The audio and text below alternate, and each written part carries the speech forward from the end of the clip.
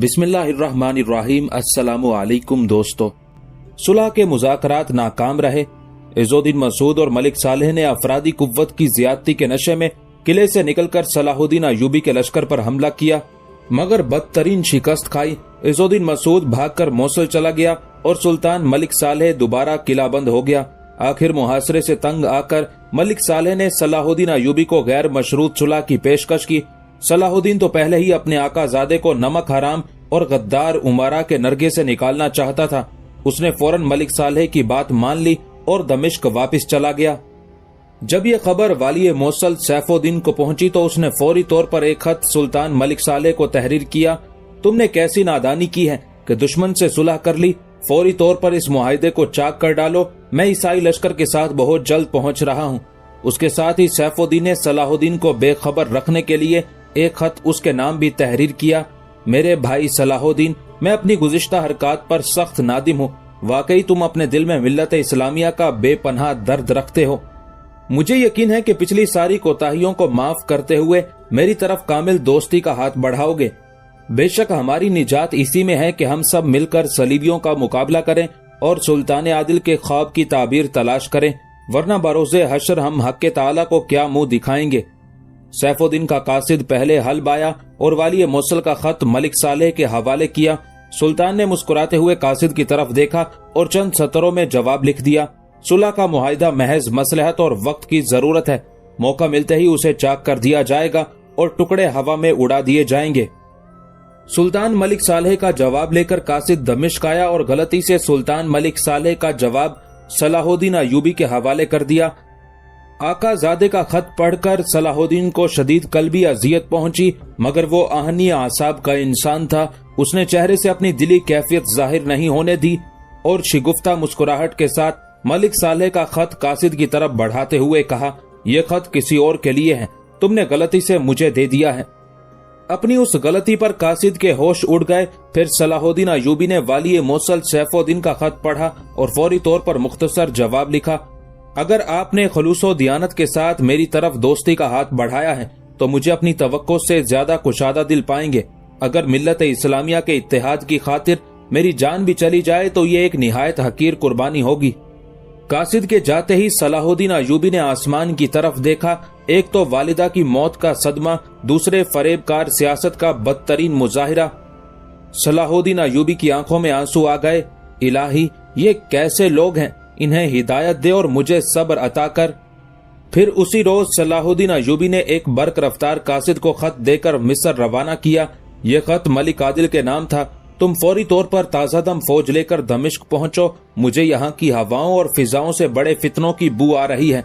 सलाहुद्दीन का खत मिलते ही मलिक आदिल 5000 सिपाहियों के साथ दमिश्क पहुंच गया। इस बार सलाहुद्दीन का सबसे छोटा भाई मलिक तकीउद्दीन भी मिस्री लश्कर के साथ था। जब सलाहुद्दीन की ताज़ादम फौज दमिश्क पहुंच गई तो उसने सुल्तान मलिक सालेह के नाम एक जारहाना खत तहरीर किया।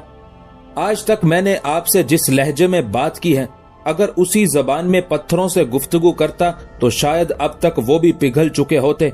सुल्तान आदिल की गुलामी का तोक तो कब्र के अंदर भी मेरी गर्दन में रहेगा, मगर आज मैं आपकी इताअत से मुनहरिफ होता हूँ। अब मेरे किसी इलाके में आपके नाम का खुतबा जारी नहीं रहेगा।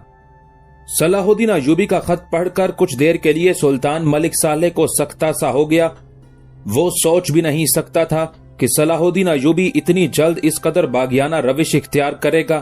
अगर सुल्तान मलिक सालेह में जरा भी अक्ल होती और उसकी फितरत में गरूर व तकब्बुर शामिल ना होता तो वो वाली मिस्र को मुरिदे इल्जाम और कसूरवार ना ठहराता। सलाहुद्दीन अय्यूबी तो सुल्तान नूरुद्दीन महमूद जंगी की वफात के बाद से ही न सिर्फ नौउमर सुल्तान को सियासत के पेचो खम समझाने और गद्दार उमरा से होशियार रहने की तलकीन कर रहा था, बल्कि अपनी तरफ से भी मुसलसल इताअत व फरमा बरदारी के जिंदा सबूत पेश कर रहा था। अब इसे मिल्लत इस्लामिया की महरूमी समझें या फिर खुद सुल्तान मलिक सालेह की बदनसीबी करार दें कि उसने सारे खैर ख्वाहाना मशवरे जुठला दिए और सुलह सफाई के तमाम सुनहरी मौके गवा दिए। खानदानी अजमत के जादू में गिरफ्तार सुल्तान मलिक सालेह ने सिर्फ आकिबत नाअंदेशी ही का मुजाहिरा नहीं किया, बल्कि अपने वफादार तरीन शख्स के साथ बदतरीन हरकत की कि मिल्लत इस्लामिया के निगहबान को आदमखोर हशाशीन से मिलकर कत्ल कराने की कोशिश की।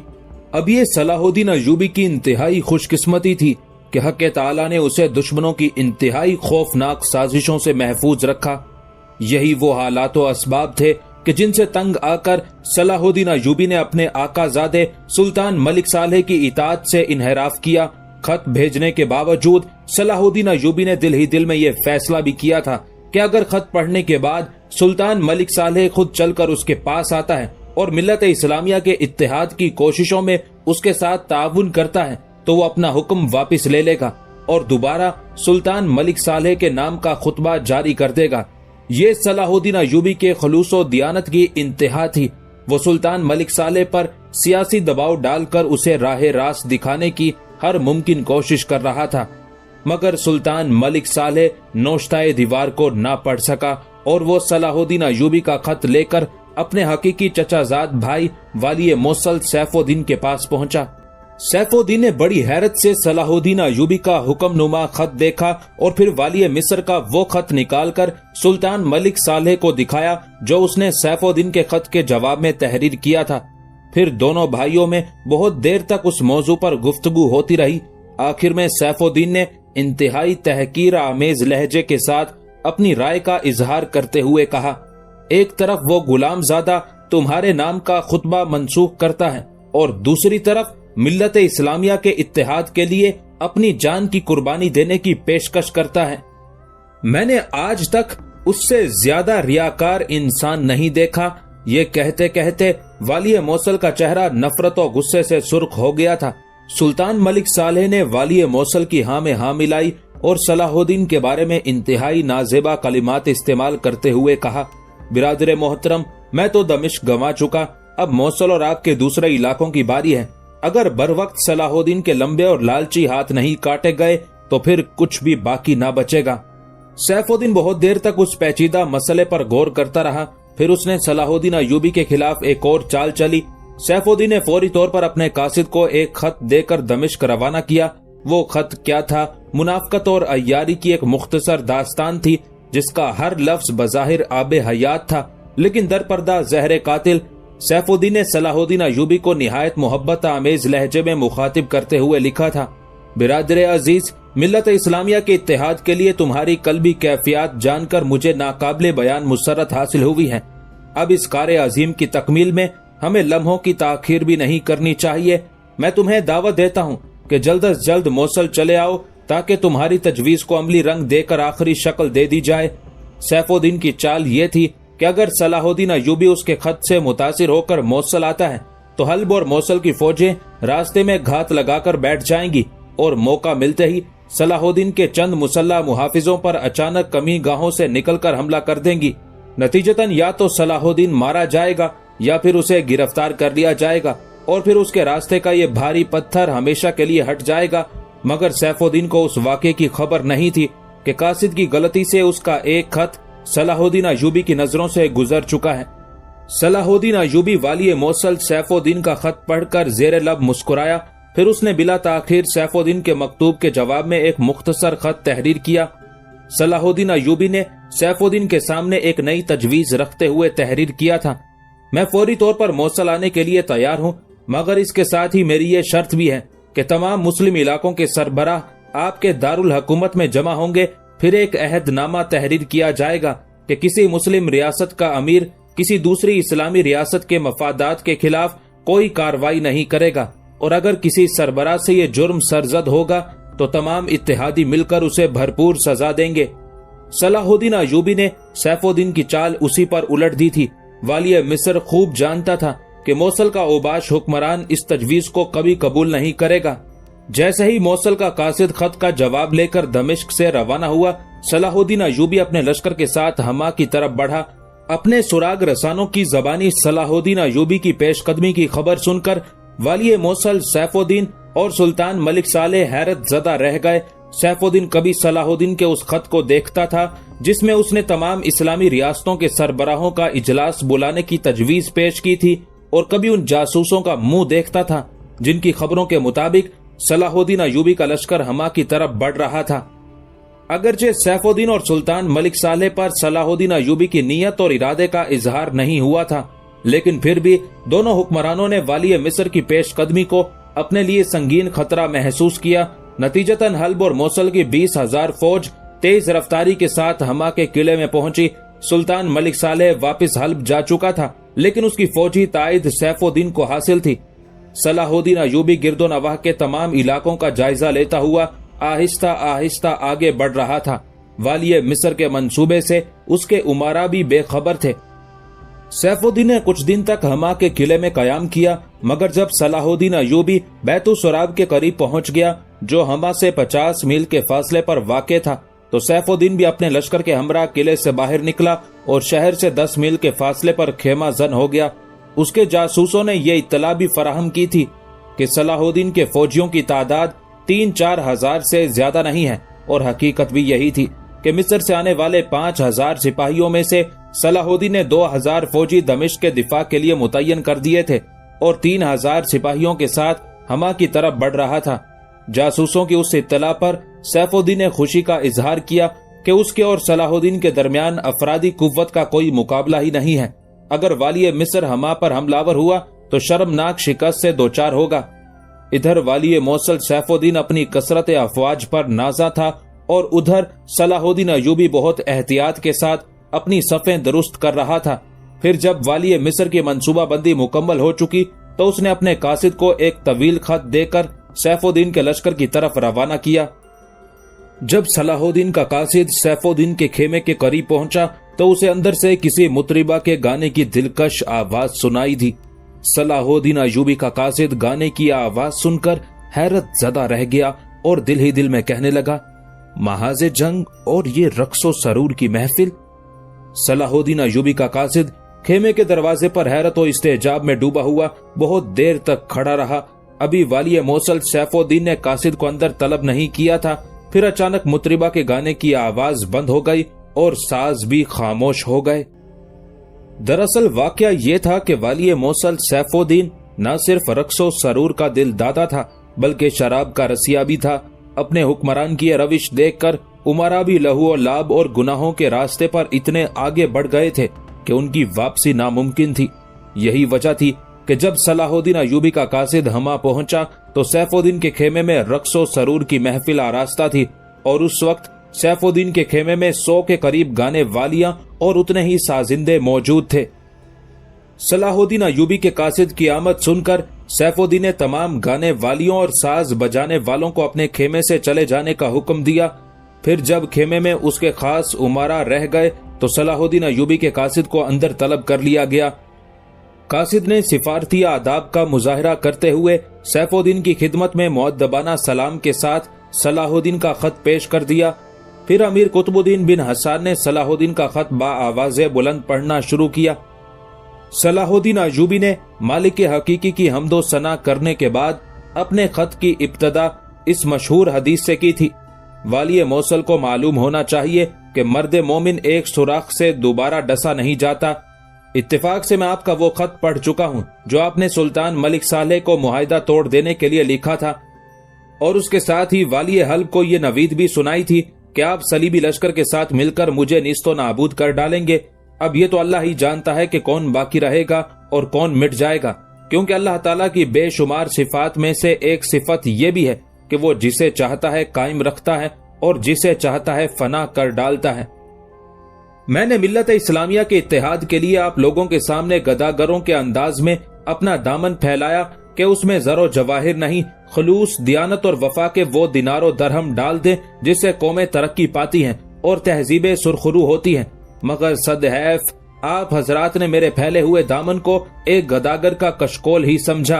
अल्लाह अपनी तमाम मखलूकात के साथ मेरी नीयत और इरादे से भी बाखबर है। अब मैं इस हकीकत से बाखबर हो गया हूँ और मायूस भी हो गया हूँ कि आप हजरात के जंग आलूद दिलो दिमाग को सेकल नहीं किया जा सकता। यही वजह है कि आज मैं इस खत के जरिए मिल्लत इस्लामिया के इत्तेहाद के लिए कोई सवाल नहीं कर रहा हूँ, बल्कि आपके सामने ये मुतालबा कर रहा हूँ कि जल्द अज जल्द हमा का इलाका खाली कर दिया जाए ताकि मैं अपने मंसूबे की तकमील के लिए आगे कदम बढ़ा सकूं।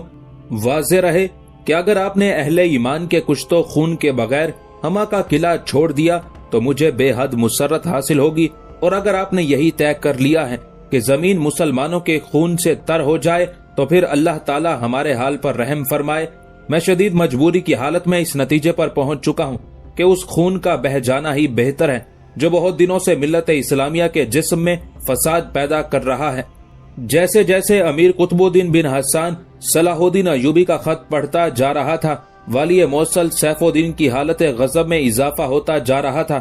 پھر جب امیر قطب الدین بن حسان آخری سطر پر پہنچا تو سیف الدین کی قوت برداشت جواب دے گئی اور وہ چیخ کر امیر قطب الدین سے مخاطب ہوا، قطب الدین، ایک پاگل کی لکھی ہوئی تحریر کے ٹکڑے ٹکڑے کر دو۔ امیر قطب الدین نے مسکراتے ہوئے صلاح الدین ایوبی کا خط سیف الدین کی طرف بڑھایا۔ یہ خط آپ کے نام ہے، آپ ہی اپنے دستے مبارک سے اسے چاک کریں گے۔ یہ سن کر سیف الدین نے بڑے غرور و تکبر کے انداز میں اپنے دونوں ہاتھوں کو غور سے دیکھا، پھر امیر قطب الدین بن حسان سے مخاطب ہو کر بولا، یہ ایک طاقتور حکمران کے ہاتھ ہیں، اپنے خاندانی غلام کی تحریر کو چھونا بھی ان کی توہین ہے۔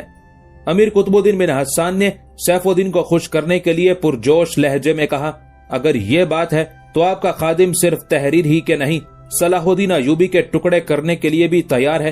اتنا کہہ کر قطب الدین بن حسان نے صلاح الدین ایوبی کے خط کے چھوٹے چھوٹے ٹکڑے کر دیے، پھر ان ٹکڑوں کو مٹھی میں دبا کر اپنی نشست سے اٹھا اور سیف الدین کے قدموں میں ڈال دیے، پھر ایک زوردار کہا لگاتے ہوئے بولا، یہ ایک غلام کا جھکا ہوا سر ہے جو اپنے آقا کے قدموں کو چھو رہا ہے۔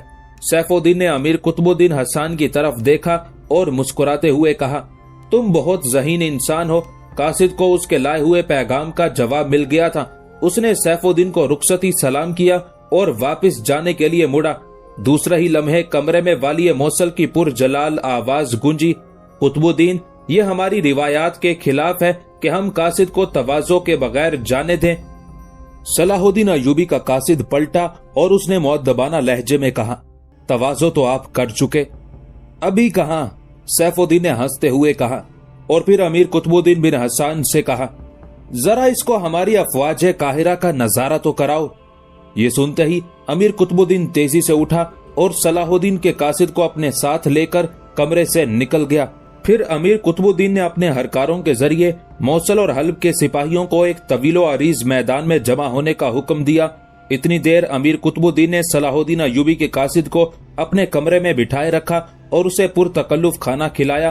پھر جب سیف الدین کی ساری فوج میدان میں جمع ہو گئی تو امیر قطب الدین بن حسان صلاح الدین ایوبی کے قاصد کو لے کر اپنے مکان سے نکلا۔ کچھ دیر بعد دونوں گھوڑے میدان کے قریب پہنچ گئے جہاں حد نظر تک سیف الدین کے سپاہیوں کے سر نظر آ رہے تھے۔ امیر قطب الدین بن حسان نے بڑے متکبرانہ انداز میں اپنی شمشیر بے نیام کی اور پھر تلوار سے میدان کی طرف اشارہ کرتے ہوئے کہا، تم ہمارے جانبازوں کا یہ جمع غفیر دیکھ رہے ہو؟ امیر قطب الدین حسان کا خیال تھا کہ صلاح الدین ایوبی کا قاصد یہ منظر دیکھ کر گھبرا جائے گا یا اس کے چہرے پر سراسیمگی کے آثار نمایاں ہو جائیں گے، مگر اس شخص نے بے نیازانہ کہا، میدان جنگ میں فوج ہی ہوتی ہے، یہ کوئی عجیب منظر تو نہیں جسے آپ کے امیر سیف الدین مجھے بطور خاص دکھانا چاہتے تھے۔ صلاح الدین ایوبی کے قاصد کی اس بے نیازی پر امیر قطب الدین حسان جل اٹھا۔ امیر سیف الدین یہ چاہتے تھے کہ تو ہمارے جانبازوں کا شمار کر لے اور صلاح الدین کو جا کر بتا دے کہ اس کے واپس جانے ہی میں عافیت ہے۔ میں آپ کا پیغام بھی اپنے امیر تک پہنچا دوں گا۔ قاصد کے سکون و اطمینان میں کوئی فرق نہیں آیا تھا۔ اس کا یہ طرز عمل دیکھ کر امیر قطب الدین حسان مزید غضبناک ہو گیا۔ کیا تیرے امیر کے مٹھی بھر سپاہی اس لشکر جرار کا مقابلہ کر سکتے ہیں؟ امیر قطب الدین کے غصے کا مظاہرہ دیکھ کر قاصد پہلی بار مسکرایا۔ امیر محترم ہمیں سلطان عادل کے زمانے کے واقعات سناتے تھے۔ قاصد کے لہجے سے غیر معمولی سکون جھلک رہا تھا۔ امیر محترم کا کہنا ہے کہ سلطان نور الدین محمود زنگی رحمت اللہ علیہ کے چند ہزار سپاہیوں نے دوسری صلیبی جنگ میں کئی لاکھ عیسائی سپاہیوں کو شکست فاش دی تھی۔ امیر قطب الدین حسان قاصد کے اس طنز کو برداشت نہ کر سکا۔ اس نے بڑے شائستہ انداز میں سیف الدین کی افواج قاہرہ کا مذاق اڑایا تھا۔ بدبخت، وہ سلطان عادل تھے۔ امیر قطب الدین حسان نے ہذیانی انداز میں چیختے ہوئے کہا، ان کی شجاعت و استقامت کا مقابلہ ایک غلام زادے سے کر رہا ہے۔ قاصد آہنی اعصاب کا مالک تھا اور سفیر کو ایسا ہی ہونا چاہیے۔ اس نے مسکراتے ہوئے کہا، تم لوگ جسے بار بار غلام کہہ کر اپنی آتش حسد کو ٹھنڈا کرنا چاہتے ہو؟ وہ غلام بھی تو سلطان عادل کا تربیت یافتہ ہے، اس میں اپنے آقا کی کچھ صفات تو آئیں گی۔ قاصد کے اس جواب کے بعد امیر قطب الدین حسان ایک لمحے کے لیے بھی نہ ٹھہر سکا اور صلاح الدین ایوبی کے لیے انتہائی غیر مہذبانہ الفاظ استعمال کرتے ہوئے چلا گیا۔ قاصد کچھ دیر تک امیر قطب الدین کے گھوڑے کو جاتے ہوئے دیکھتا رہا، پھر اس نے اس میدان پر نظر ڈالی جہاں سیف الدین کے بقول اس کی افواج قاہرہ جمع تھی۔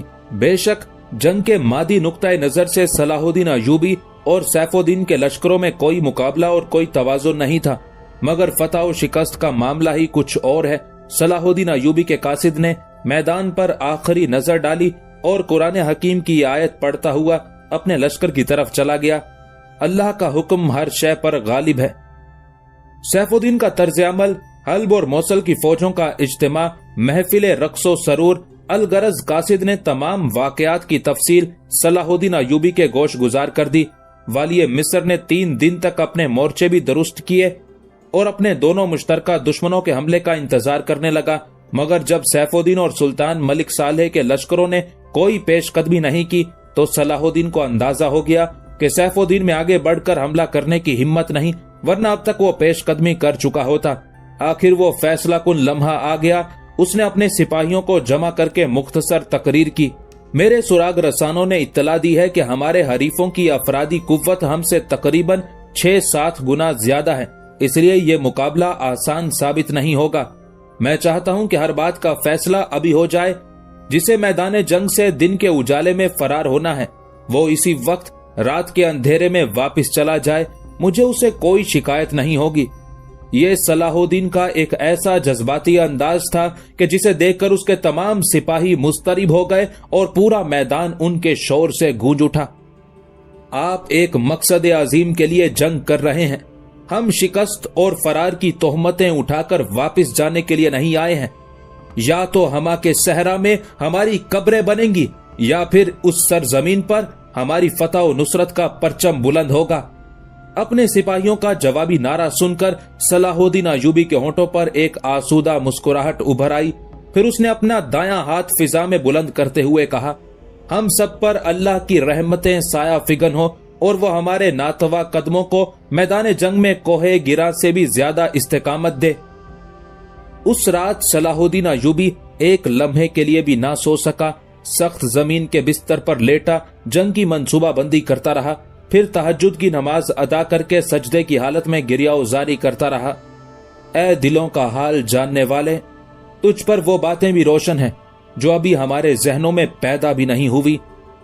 اگر میں غلطی پر ہوں تو مجھے غیب سے یقین دلا دے تاکہ میں تیرے بندوں کو ہلاکت میں ڈالے بغیر واپس چلا جاؤں، اور اگر میں حق پر ہوں تو مجھے ان منافق مسلمانوں اور تمام دشمنان اسلام پر غلبہ عطا کر۔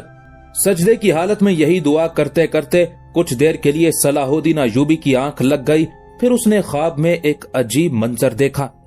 سورج نصف النہار پر ہے اور اپنی پوری آب و تاب کے ساتھ چمک رہا ہے، پھر اچانک سورج اپنے محور سے ہٹ کر زمین کی طرف سفر کرنے لگتا ہے، یہاں تک کہ وہ ہما کے صحرا میں اتر آتا ہے۔ پھر سورج کا رخ اس طرف ہوتا ہے جہاں صلاح الدین ایوبی کا لشکر پڑاؤ ڈالے ہوئے ہیں۔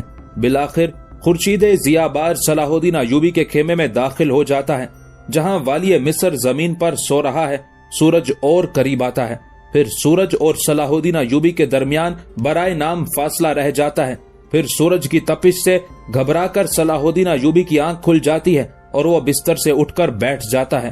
سلسلہ خواب ٹوٹا تو صلاح الدین ایوبی نے اپنے آپ کو سجدے کی حالت میں پایا، پھر اس نے اس خواب کی یہی تعبیر لی کہ انشاءاللہ اسے اپنے حریفوں اور دشمنوں پر فتح حاصل ہوگی۔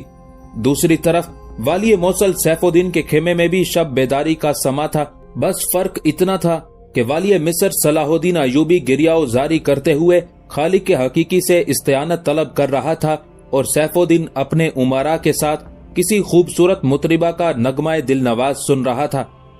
بعض روایتوں کے مطابق ہنگامہ رقص و سرور کے ساتھ شغل جام کا سلسلہ بھی جاری تھا۔ اعتراض کرنے والے کہہ سکتے ہیں کہ جب والی موصل سیف الدین حالت جنگ میں تھا تو اسے نغمہ و رقص اور شراب نوشی کی محفل سجانے کی کیا ضرورت تھی؟ تاریخی حوالے سے اس سوال کا ایک ہی جواب ہے کہ امیر قطب الدین اور دوسرے امراء نے سیف الدین کو یقین دلا دیا تھا کہ صلاح الدین ایوبی محض دھمکیوں سے کام لے رہا ہے. اگر وہ حملے کی صلاحیت رکھتا ہوتا تو اب تک اس کا لشکر حرکت میں آ چکا ہوتا. سیف الدین کے اس اطمینان کی دوسری خاص وجہ اس کی فوج اور سامان جنگ کی کثرت تھی.